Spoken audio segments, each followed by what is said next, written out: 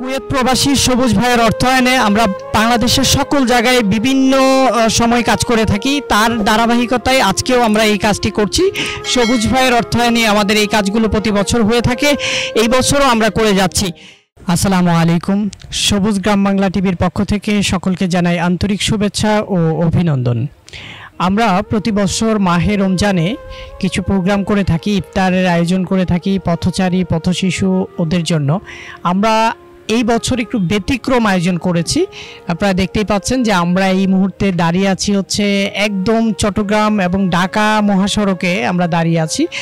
এইবারের আমাদের প্রোগ্রামটি হচ্ছে যে মহাসড়কের যেসব গাড়িগুলো চলছে সেই গাড়ির যাত্রীবাহী যে গাড়িগুলো আছে সেই গাড়িগুলোতে কিন্তু প্রচুর পরিমাণ যাত্রী থাকে এবং কাভার ভ্যান, রিক্সা, প্লাস হচ্ছে অটো, আরও অন্য অন্য যানবাহন যেগুলো আছে বাস সহ শুরু করে আমরা সকলকে আমরা ইফতারের আয়োজন সকলের জন্য রেখেছি।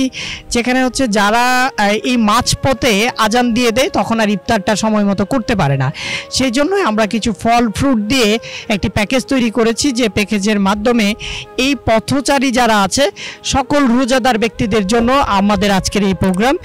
মিনিমাম আমরা একটানা 5 দিন সেখানে এই মহাসড়কে আমরা উপস্থিত থাকব। ঠিক ইফতারের মুহূর্তেই হচ্ছে যে আমাদের সকল প্যাকেজ নিয়ে আমাদের টিম মেম্বার যারা আছেন সকলকে নিয়ে হচ্ছে আমরা ইফতারের কিছু সময় আগে আমরা এখানে উপস্থিত থাকি এবং পরবর্তী দিন থেকেও থাকব। আমরা রেগুলার সেখানে ইফতারগুলো বিতরণ করার চেষ্টা করব।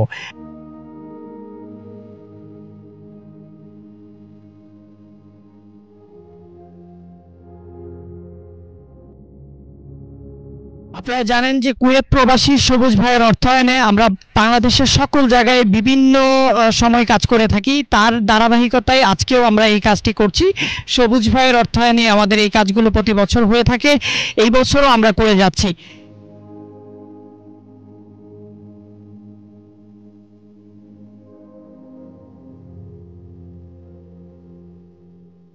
আপনারা দেখতেই পাচ্ছেন আমরা ধারাবাহিক দীর্ঘ সময় ধরে ইফতার বিতরণ করে যাচ্ছি। আমরা এখনও আমাদের কাছে পর্যাপ্ত পরিমাণ ইফতারের প্যাকেট আমাদের এই মুহূর্তে আমাদের সঙ্গে আছেন।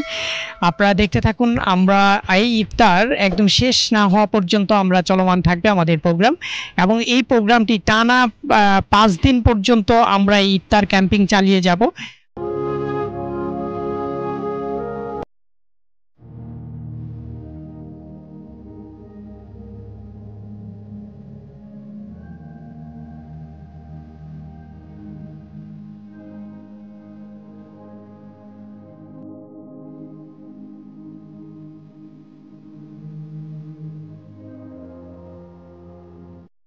একজন রিক্সার ড্রাইভার আসছে, আমরা রিক্সার ড্রাইভারকে দিয়ে দিচ্ছি, এবং এই মুহূর্তে আরও একটি ড্রাইভার চলে এসেছে, আমরা ওনাকেও দেওয়ার চেষ্টা করতেছি। পাশাপাশি হচ্ছে যে এই মুহূর্তে একটি ট্রাক আমরা দেখতে পাচ্ছি, যে ট্রাকটি দাঁড়িয়েছে, আমরা ট্রাক ড্রাইভারকে এবং ভিতরে স্টাফ যারা আছে তাদেরকে দেওয়ার চেষ্টা করব।